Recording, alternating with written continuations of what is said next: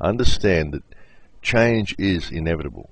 The trick is how to deal with it and to be aware of what type of future we are collectively shaping.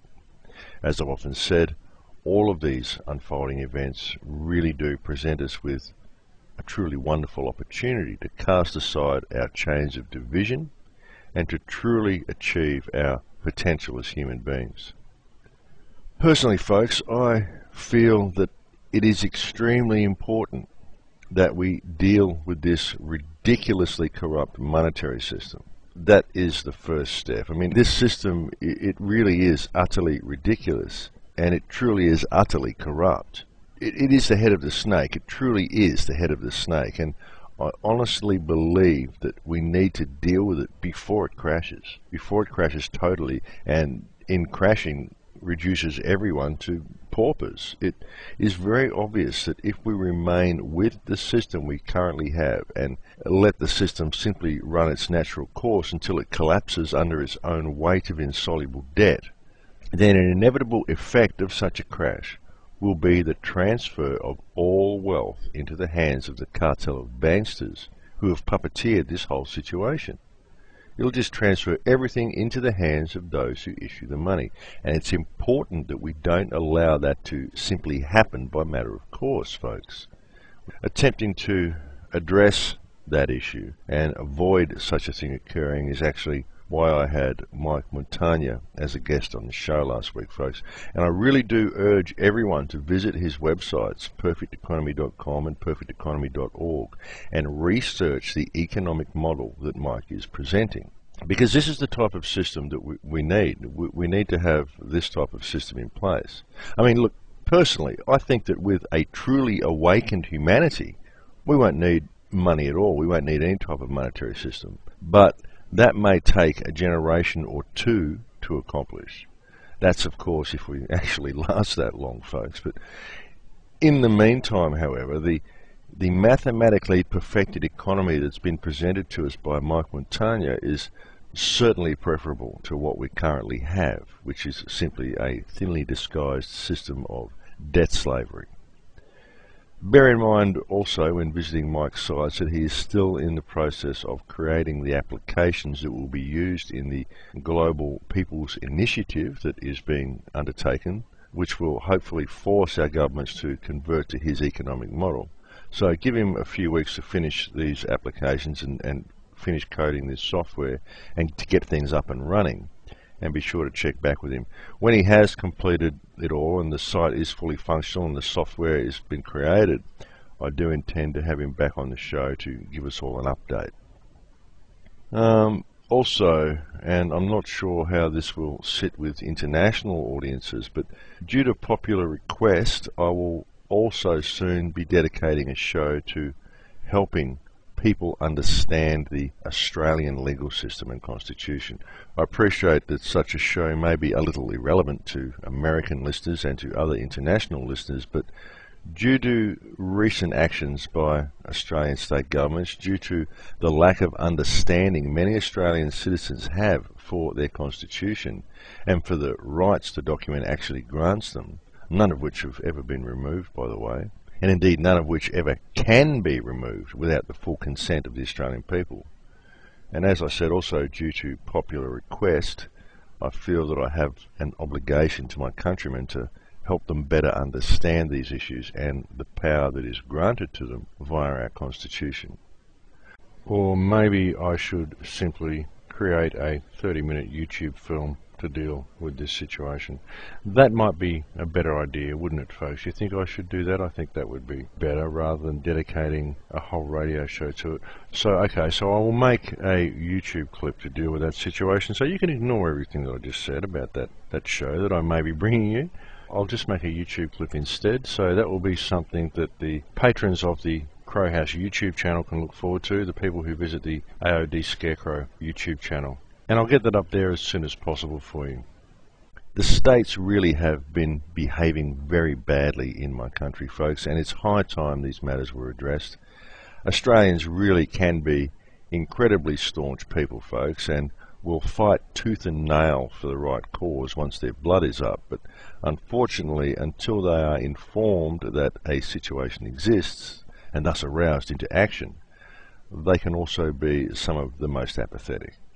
I am, however, confident that they can be roused into action, though, folks, and again, it's not violent action we need, but rather an awareness of the power that people actually have to simply stop complying with this corrupt system and to institute change.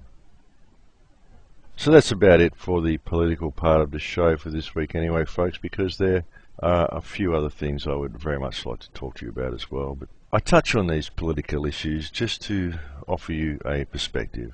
I also touch on the monetary system quite often because I believe freeing ourselves of this stress and fear that this system creates would be very helpful for the human race in dealing with the many issues we face.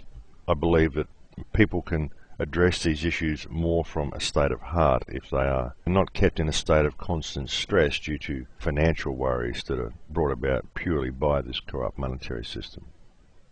So what are the issues that we face? Well, when we look at the world, folks, it's easy to see that the world is changing. And it's not just changing politically and economically. I mean, sure, we need to be aware of the political and economic situation, simply because people need to be able to see it for the farce that it is. But as I said, these are not the only changes that we are seeing. There are signs and signals of change everywhere, both on the earth and in the heavens. Changes in our sun that are affecting our solar system, and possibly even changes from an external source that is affecting our sun or our solar system as well.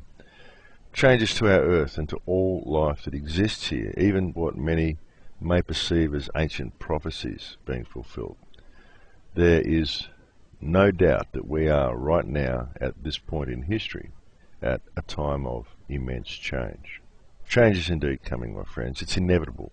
And such changes as we would desire, changes for the better, can really only be brought about by an awake and an aware population.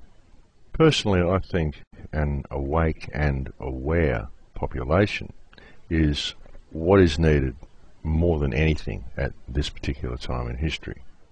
And folks, the reason I feel this way is because I believe that this time of change that we are in right now, this time brings with it a huge opportunity for the human consciousness to escape the matrix that we know as reality. I also believe that the reality that will be created, that will be made manifest through this period of change, rests solely with the emotional and energetic state of the collective consciousness through this transitional period. This is why I believe that it is so important to help people understand reality, to help people understand the changes that are occurring. And I believe that it is also very important that people be aware of what these changes may mean in relation to themselves and to their connection with reality. I believe that gaining a true understanding of reality is a crucial step, folks. I think it is a crucial step and a significant milestone in the elimination of fear. I think that that's really the only way fear can be eliminated from the human psyche, is by understanding reality.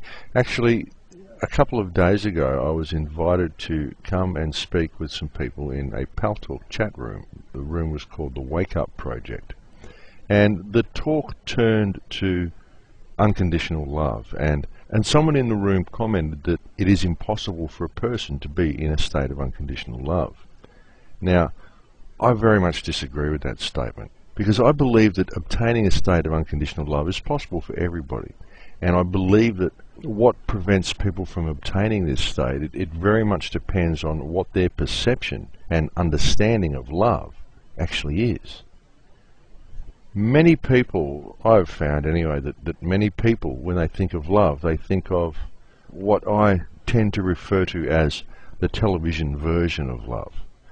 They tend to anthropomorphize it. They tend to give it human qualities. They think of love and they think of the feeling they feel for their partner or their child, the love they have for a pet or an activity, or for some it may be a type of food or a particular piece of music, their best friend or their brother or sister. They think of this type of love. Now, all of these things, all of these feelings are good expressions of love. But what are they all at a deeper level? What are all of these feelings and expressions when one looks at the core essence of each expression? In fact, what you find is that all of them are slightly different expressions of the same energetic state. So when you start to see things from this perspective, you begin to understand that what love actually is at its core essence is an energetic state. That warm, fuzzy feeling, that lightheadedness and leaping of the heart, that state of bliss and ecstasy. At its root essence, what it is energy. That's all it really is. This is one polarity of the energy that makes up all reality. The energy has two polarities that I often refer to as love and fear.